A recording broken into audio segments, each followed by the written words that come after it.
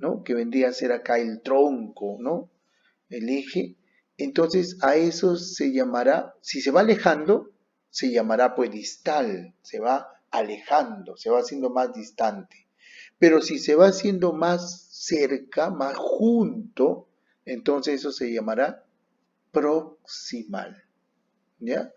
Proximal si está más cerca hacia la línea media o hacia el eje, hacia el tronco, y distal si se va alejando la estructura de la línea media o del tronco.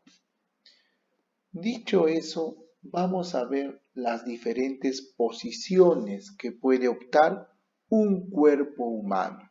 Ya hemos visto la posición de bipedestación, ¿cierto? Es decir, estar parado. Parado sobre dos pies, bípedo. Dos, pedo o pedia significa pies, podo, pies, parado en dos pies.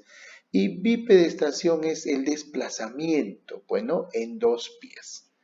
Cuadripedia, ya, pues, ¿no? Si tenemos dos y usted se pone, o los animales, por ejemplo, aunque son cuadrúpedos, ¿no? Se dice así, que tienen cuatro pies, ¿no? Cuatro patas, en todo caso. Pero hay un término que ustedes lo van a utilizar todo el tiempo. Se llama el decúbito.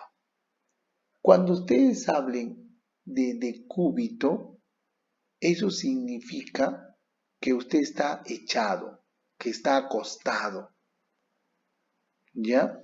Pero usted puede estar pues acostado o puede estar echado de repente de manera dorsal, es decir, que el plano de sustentación, el plano de bipedestación, o pongámosle su cama de ustedes. En su cama usted puede estar pues echadito boca arriba, como se dice, es decir, de cúbito dorsal, porque es su dorso, es su espalda la que está en contacto con el plano de bipedestación, ¿cierto? A eso se llamará decúbito dorsal. Pero si yo no quiero mirar el techo, yo quiero mirar mi colchón, me echo boca abajo, como se dice comúnmente, entonces a eso se llamará decúbito ventral. Decúbito ventral, ¿ya? Estoy mirando el colchón. Mi vientre o mi parte anterior está en contacto con el colchón en este caso. Pero también hay un decúbito lateral. Indica pues de que estoy de costado, pero al estar en decúbito lateral o de costado, puedo estar pues en decúbito lateral derecho o puedo estar en decúbito lateral izquierdo, dependiendo de qué lado, ¿no?, esté en contacto con el colchón. Entonces, puede haber decúbito lateral izquierdo o decúbito lateral derecho. El decúbito pasivo, aquí tiene que ver mucho el estado de conciencia.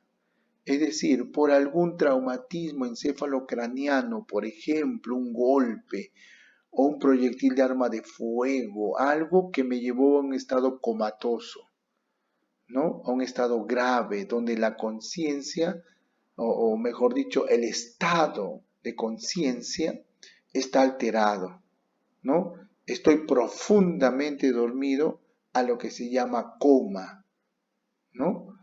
Y estoy conectado a un ventilador mecánico y todo lo demás. Entonces usted pues no se va a poder mover. Está en un decúbito pasivo. No se puede mover. Donde lo dejan, ahí se va a quedar. Muy bien. Luego tenemos el decúbito activo. El decúbito activo significa que usted puede tener movilidad. Pero vayamos, el decúbito activo se diferencia en tres maneras. El decúbito activo optativo, como lo mira usted acá, que dice cualquier posición. Usted opta cualquier posición. Y un ejemplo de eso es cuando usted duerme. Usted puede ser que se eche a dormir en decúbito dorsal, es decir, con su espalda sobre el colchón, ¿sí? Y usted está mirando como el techo, ¿cierto? Es decúbito dorsal. Pero de repente de acá media hora usted está en decúbito lateral. Otra media hora o una hora está en un decúbito ventral, etcétera, etcétera. Es decir, usted se moviliza y se coloca en cualquier posición a voluntad. No hay una restricción allí. Por eso se llama decúbito activo optativo. ¿Ya? Y luego tenemos,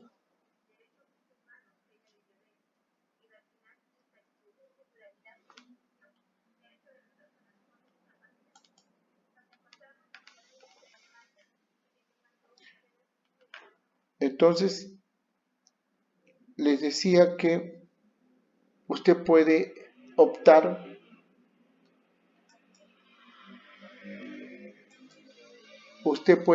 por cualquiera de las posiciones porque está usted, pues, eh, eh, durmiendo de repente, que es el estado más común en el cual se puede describir este tipo de cúbito activo optativo, ¿no es cierto? Y podría optar por momentos a alguno de estos decúbitos. Hay un decúbito activo preferencial. En este caso, usted se puede movilizar, pero por alguna razón usted necesita colocarse de repente en un decúbito activo particular. Por ejemplo, todo con ejemplos. La mujer embarazada, ¿no? La mujer embarazada en los últimos meses, en las últimas semanas, tiene un abdomen muy prominente, ¿cierto? Ya está avanzada su gestación, está próxima a dar su parto, ¿cierto?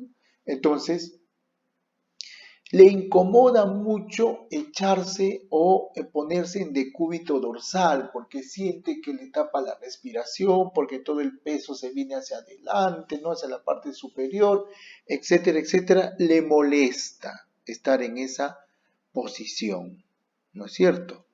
Entonces dice, bueno, échate en decúbito lateral derecho. Cuando se echa en decúbito lateral derecho, el mismo peso del feto compresiona ¿a quién? Al hígado, que es otro órgano grande que está ahí, en la región del hipocondrio derecho. Entonces también la gestante va a tener algunas molestias, dolor, sensación de llenura, un disconfort. Muy bien. Pero si le dicen, oiga, échese usted en decúbito lateral izquierdo, allí no hay una estructura grande y calza adecuadamente el tamaño del útero y la mamá puede descansar más tranquila. Entonces, por eso es que el ginecólogo, el obstetra, siempre le dice a la gestante embarazada, ¿no? O mejor dicho, a la gestante, ¿no? Que ya tiene un embarazo de 38, 39 semanas, por favor descanse usted en decúbito lateral izquierdo, ¿ya? Entonces es un decúbito activo preferencial. Y después tenemos el decúbito activo obligado, ¿no? Que esto es prácticamente una posición imperiosa, o sea, ordenada. Yo te ordeno, yo te digo, yo te manifiesto que tú debes permanecer así. ¿Y por qué razón? En el caso, por ejemplo, de los fracturados, del miembro superior, por decir, o más que superior, el inferior o la cadera, por decirle así. Entonces, si usted se moviliza, si usted se pone en otro decúbito, probablemente vaya a movilizar la fractura y entonces eso no se va a consolidar adecuadamente. Por lo tanto, usted necesita estar en un decúbito activo obligado por la situación clínica o por la situación médica que usted tiene actualmente. ¿Ya? Eso es una posición imperativa, el decúbito activo obligado. Y luego hemos puesto abajo una posición que es algo llamativa desde el propio nombre, ¿no? La posición de Trendelenburg. Es prácticamente estar en un decúbito dorsal, o sea, un decúbito dorsal, tu espalda está sobre la superficie, ¿ya? De bipedestación o de sustentación, pero sus piernas, es decir, sus miembros inferiores están elevados cerca de unos 30 grados. ¿Con qué fin? Cuando existe de repente una hemorragia masiva, necesitamos que órganos tan importantes como el corazón, los pulmones y el propio cerebro sigan oxigenándose, que la volemia, es decir, la cantidad de sangre, no disminuya en ellos. Y por lo tanto optamos por sacrificar, decimos así entre comillas, la sangre que por gravedad caiga mayor hacia estas partes más importantes que los miembros inferiores. ¿Ya? Por eso se llama Trendelenburg. Luego le dijimos que al momento, en las generalidades, que al momento que hacemos un poco de anatomía y sobre todo anatomía aplicada, podemos ver los diferentes cortes, planos o ejes. Entonces, fíjense ustedes, si nosotros podemos trazar una línea o separar al cuerpo mediante un corte virtual, no van a agarrar ustedes un cuchillo y se van a cortar, no, sino un corte virtual que hace la máquina, que hace todo ese equipo, ¿no? Del tomógrafo, de la resonancia, etcétera. Entonces, pero usted lo hace por la línea media, ¿se acuerdan ustedes? En la línea media frontal, media nasal, ¿no? Todos los labios, la boca, el mentón y así sucesivamente. Y usted va a hacer un corte y va a separar el cuerpo en dos. Pero va a tener usted un lado derecho y un lado izquierdo, ¿cierto? Usted lo va a separar en dos, un lado para cada lado, un lado izquierdo, un lado derecho, y a eso llamamos eje o plano sagital. Sagital, no se olviden ustedes. Luego tenemos el famoso eje o plano horizontal o transversal. ¿Cómo así? Ya no voy a dividir el cuerpo de la manera central, vamos a decir, por el medio y voy a dividir en dos partes, ¿cierto? Derecha e izquierda. No, ahora voy a hacer un corte de manera horizontal, ¿ya? Vamos a poner que por el medio. Y entonces, más o menos llegando a las caderas, voy a tratar de hacer un corte allí de manera virtual y entonces me va a separar el cuerpo en superior e inferior, ¿cierto? Superior e inferior. El corte transversal, como el corte sagital o el eje sagital, se puede hacer en cualquier segmento corporal, no necesariamente la línea media solo, sino a un costado de la línea, podría ser a nivel de la mama, podría ser a nivel de la región clavicular, podría ser en región del hombro, etcétera, etcétera. Cuando se hace un corte que está no en la línea media, como el eje sagital, y se hace al costado de eso, se llama eje parasagital. ¿Ya? Y cuando se realiza también aquí, fíjense ustedes, el corte transversal se puede realizar también a nivel de hombros, a nivel de mamas, a nivel de caderas, a nivel del que usted desee, porque eso lo hace la máquina, ¿ya? Pero es un corte transversal. Pero yo no quiero ni corte sagital ni corte transversal. Yo quiero un corte o un eje o un plano frontal. Ya no voy a dividir el cuerpo ni en superior e inferior, ni lado derecho ni lado izquierdo. Lo voy a dividir en dos porciones, pero una posterior y una anterior.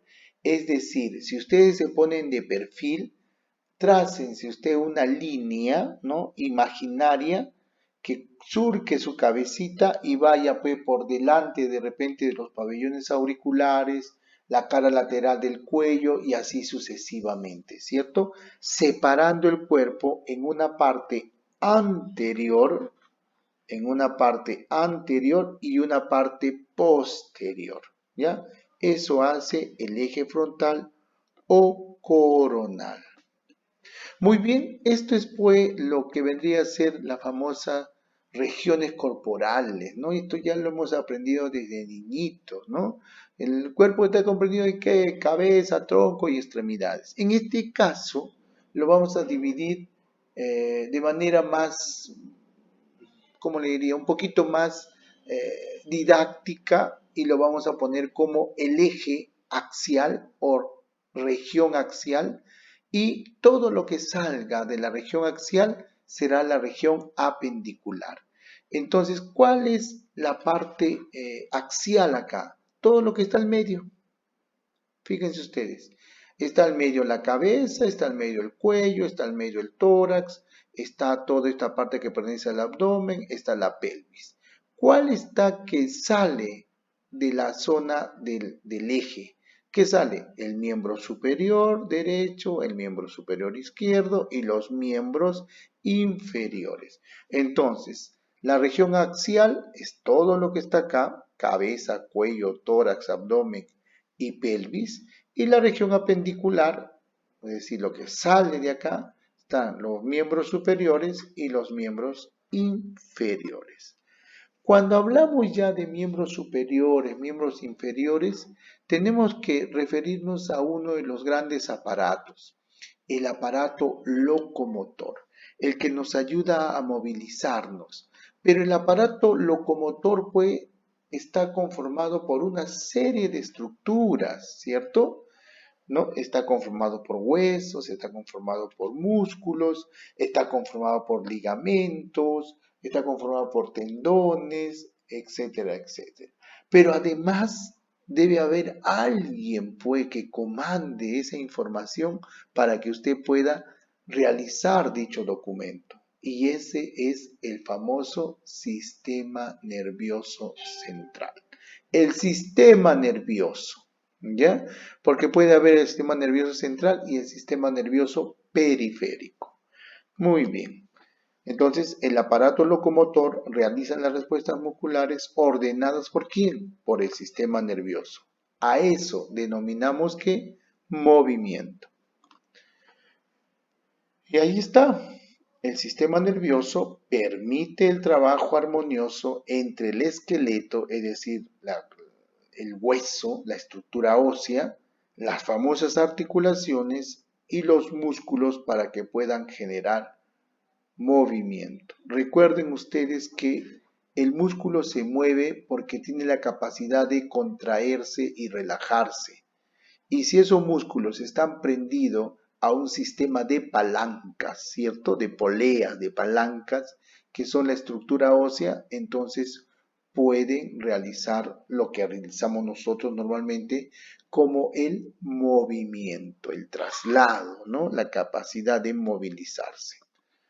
Ahí vean ustedes el sistema esquelético, más o menos tenemos unos 206 huesos, ¿no? Y aproximadamente también son unos 500 y tantos músculos, ¿no? Muy bien, y vamos a ver, ¿para qué nos sirven los huesos en realidad? Nos sirven uno para sostener y dar forma al cuerpo. Es cierto, porque si no tendríamos una caja torácica, imagínense cómo seríamos.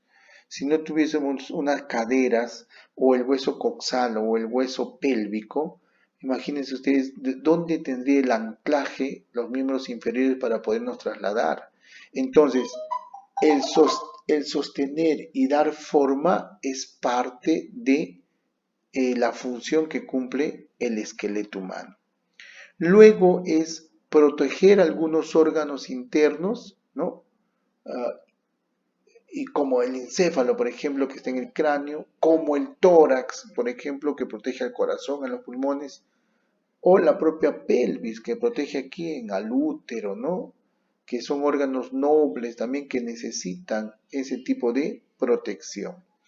Y la última, pero no menos importante función de los huesos es el servir de anclaje, porque el hueso no se va a mover si no tiene la posibilidad de que el músculo realice su función. Porque si nosotros fuésemos solamente un armazón de huesos, ¿quién nos va a movilizar? O sea, ¿bajo qué punto va a poderse movilizar si el hueso en sí no podría hacerlo? Solo no. Entonces, son los músculos que permitiendo su contracción y relajación producen, pues, eh, a través de esos anclajes que tienen en los huesos, produce el famoso movimiento. Vean ustedes aquí, estamos hablando de esqueleto. En el esqueleto o los huesos tienen tres tipos de células, aquí lo están nombrando: osteocito, osteoblastos, osteoclastos. El osteoblasto, productor de hueso, de materia ósea, ¿no es cierto?, para la reparación, si es que ha sufrido algún daño el hueso. Los osteoclastos, fíjense que son unas células que luego vienen, acuden porque cuando el hueso se fractura, él trata de repararse. Y esos son los osteoblastos, ¿no? Que ellos van y forman material óseo para poder sellar esa fractura, pero a veces dejan como especie de un, una cicatriz, vamos a decir, en este caso se llama callo, muy no uniforme, o sea, no tiene mucha forma porque han acumulado nomás tratando de que esa fractura se repare. Pero luego vienen los osteoclastos, y los osteoclastos, ellos sí vienen y comienzan como a comerse el hueso, tratando de modificar esa estructura hasta como era antes, ¿no? Tratando de que lleve un poquito más eh, de regularidad, vamos a decir, o de estética, ¿no? De estética, pero no lo logra. Generalmente no lo logra, no lo logra, y entonces, pero al menos hace ese trabajo tratando de darle la funcionabilidad y la estructura como era antes. Luego acá tenemos los famosos tipos de hueso, que eso también ya lo conocemos desde pequeñitos, nos han enseñado que hay huesos largos, huesos cortos, huesos planos. Y ustedes mismos, pues, ¿no? Saquen su cuenta. Los huesos planos son los que tenemos, pues, en la cabeza, ¿no es cierto? En las costillas, en la pelvis. Esos son los huesos planos. Los huesos largos son todos aquellos que tenemos, ¿dónde? Los tenemos, pues, en los miembros superiores, en los miembros inferiores, ¿cierto? El fémur, la tibia, el peroné, el húmero, el cúbito, el radio, etcétera, etcétera. Y los huesos cortos son aquellos huesos que, por ejemplo, están ¿dónde? En la mano. Hay unos pequeños huesecitos que se llaman carpo, ¿no? Y hay otros huesos más pequeños todavía, las falanges, ¿no? Las falanges, lo que está correspondiente a los dedos de la mano, ¿ya? Entonces hay huesos cortos, huesos largos, huesos planos. Aquí está, hay más o menos 200 huesos, 206 huesos, luego hay unas 100 articulaciones y unos 650 músculos, ¿ya? Todos ellos con una función concatenada para poder realizar los diferentes movimientos. Bueno, aquí un poquito sencillo para hablar de la articulación. Recuerden ustedes que la articulación es la unión de dos o más huesos con el fin de darle, pues, esa movilidad o esa capacidad para poderse desplazar los huesos entre sí, ¿no? Sin tener que rozar entre ellos para que no haya un desgaste, ¿no? A lo que se llama artrosis, ¿ya? Entonces la articulación tiene toda su estructura, ¿no? Para brindarle ese movimiento sin tener que presentar algún dolor. Cuando hay dolor es porque algo en esa estructura está fallando. Luego vienen los ligamentos. Recuerden ustedes que los ligamentos son como o es un tejido fibroso duro, no rígido, que le da cierta característica a los segmentos corporales, sobre todo a las articulaciones, dándole una estabilidad, ¿no? A estas articulaciones. Pero desgraciadamente ellos también pueden tener una ruptura, o sea, se pueden lesionar. Y uno de los ejemplos que podemos poner acá es pues, a nuestro capitán Guerrero, Paolo Guerrero. Últimamente él se rompió o se desgarró o prácticamente falló en todo sentido el ligamento cruzado. Cruzado por su propia mira estructura, están cruzados esos ligamentos, ¿no? Están haciendo como una X.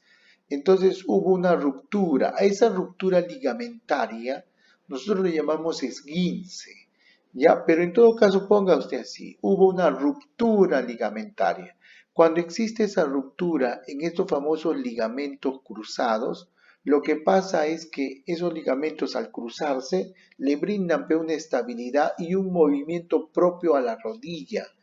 Desgraciadamente, cuando uno de ellos falla, el otro no hay estabilidad en la rodilla y por lo tanto no puede maniobrar. Si ustedes recuerdan, el ligamento cruzado también fue el que lo sacó de las canchas al famoso este, jugador brasileño que le decían Ronaldo, que su nombre era Ronaldo, pero el fenómeno Ronaldo, eso es. No el Cristiano Ronaldo de ahora, sino el gordo, el fenómeno Ronaldo. Fue la ruptura ligamentaria, ¿no? De este ligamento cruzado el que prácticamente lo retiró de las canchas a ese gran jugador, ¿no? Entonces el ligamento cumple, ¿no? Funciones como la estabilización de las diferentes articulaciones. Acá vean ustedes los tipos de músculo. El primero es el músculo estriado, ese significa que es el músculo voluntario y generalmente es un músculo esquelético. ¿Por qué? Ese es el músculo que está recubriendo de repente sus miembros superiores, sus miembros inferiores, todo aquello que usted pueda movilizar a voluntad. Si usted quiere acercar sus dedos, lo va a acercar. Si usted quiere alejarlos, lo va a alejar. Si usted quiere hacer algún tipo de movimiento, lo va a hacer porque tiene voluntad sobre ese músculo. Pero luego hay un músculo liso, involuntario o llamado también visceral. Ese músculo nosotros no tenemos injerencia, no responde a nuestra voluntad. ¿Quién, por ejemplo? Los músculos de la respiración. Usted se echa a dormir y no está pensando, pues, no me tengo que dormir, no me tengo que dormir, porque si me duermo, mi tórax va a dejar de moverse y entonces me voy a asfixiar. No, no es así. Usted se echa a dormir y su tórax se sigue movilizando y se va a seguir movilizando porque hay un músculo involuntario que responde a otro tipo de sistema nervioso central, ¿no? Autónomo. No tiene nada que ver con su voluntad. Por ejemplo, el movimiento de los intestinos, el peristaltismo, ¿no? Ese también no es que yo me eche a dormir y como ya comí y como estoy durmiendo, entonces ahí se va a parar. No, ese sigue su tránsito toda la noche, a todo momento sigue moviéndose y eso no tiene voluntad por parte de usted, o sea, no se va a interferir así usted lo desee. Luego tenemos el famoso músculo cardíaco. El músculo cardíaco es un músculo parecido al estriado, pero con la característica de que es involuntario, no responde a su voluntad. Usted no dice, ay, mira, para que mi corazón no le suceda nada, hoy voy a decirle que se pare. No, pues, para que descanse mi pobre corazón. No va a descansar, porque el día que se pare, usted ya no está acá en este mundo. ¿Ya? Usted ya falleció. Si usted quiere parar a su corazón, eso es lo que va a suceder.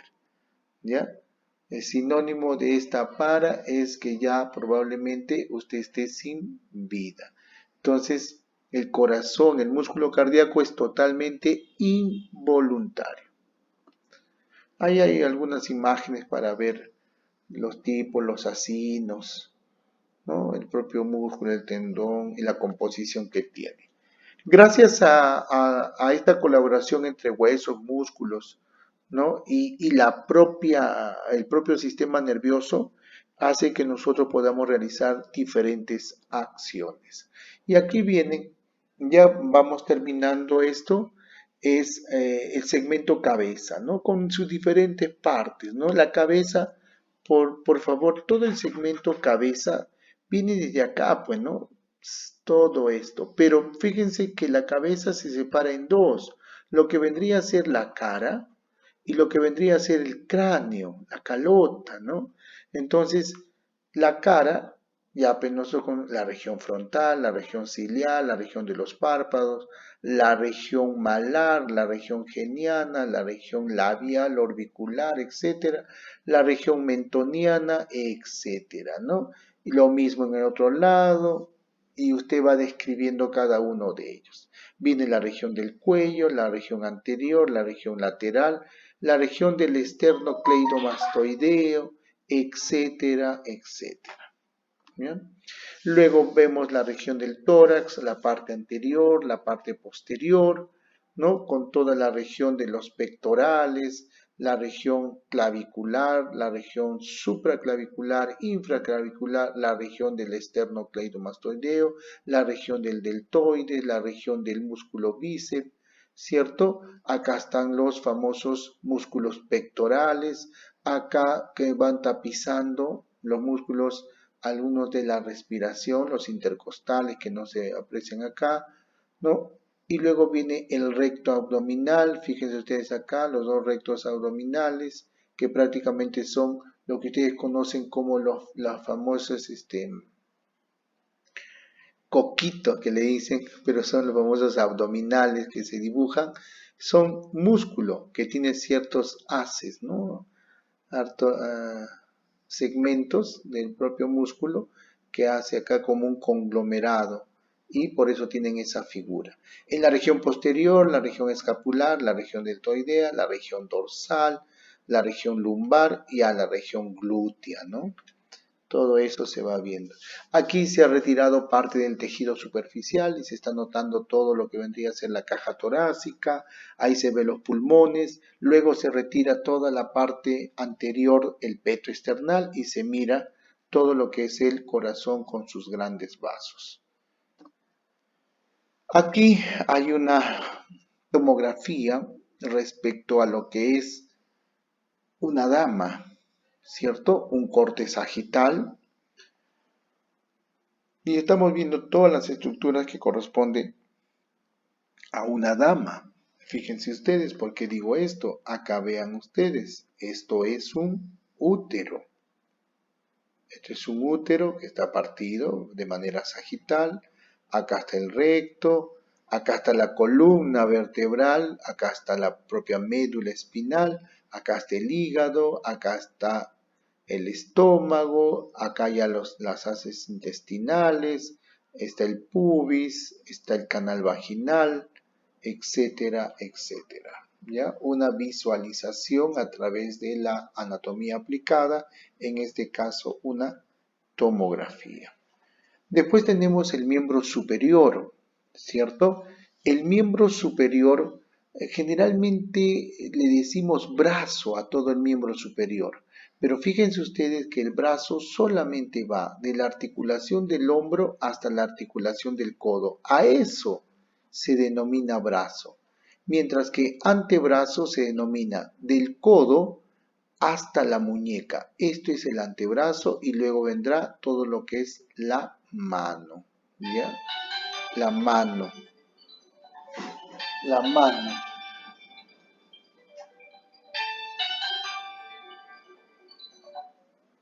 Entonces, eso es el antebrazo, lo que corresponde del codo hasta la muñeca, y eso se llama antebrazo, del hombro hasta el codo, el brazo, la región deltoidea, el músculo deltoides, ¿no? Y todo lo que vendría a ser el segmento de la mano.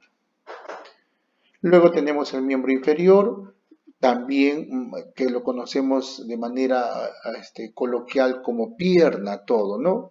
Pero miren ustedes, la pierna solamente va de la articulación de la rodilla hasta la articulación del tobillo. Esto es la pierna.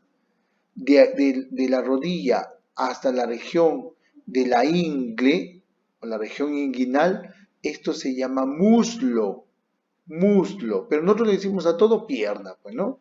Pero no, si usted quiere describir correctamente de la región de la rodilla a la región del tobillo, eso es la pierna, ¿ya? La región glútea, la región poplitea, la región posterior de la rodilla. También la región de la rodilla se llama región patelar, mientras que la parte posterior es la región sural o la famosa región de los gemelos, ¿ya? El pie, la región plantar, la región dorsal. Muy bien.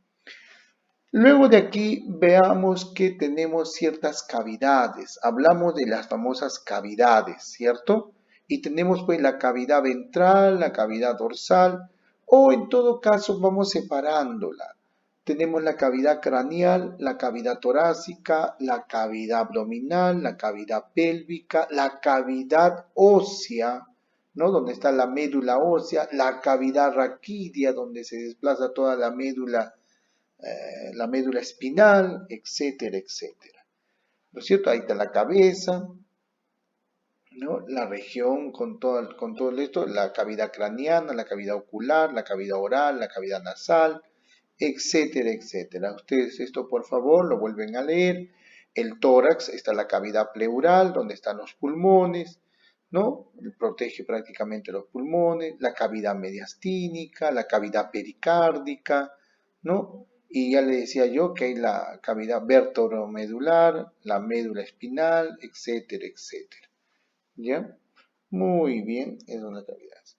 Decíamos también que para poder estudiar mejor el abdomen, lo suelen dividir los anatomistas en 9 espacios. 1, 2, 3, 3 superiores, 3 medios, 3 inferiores.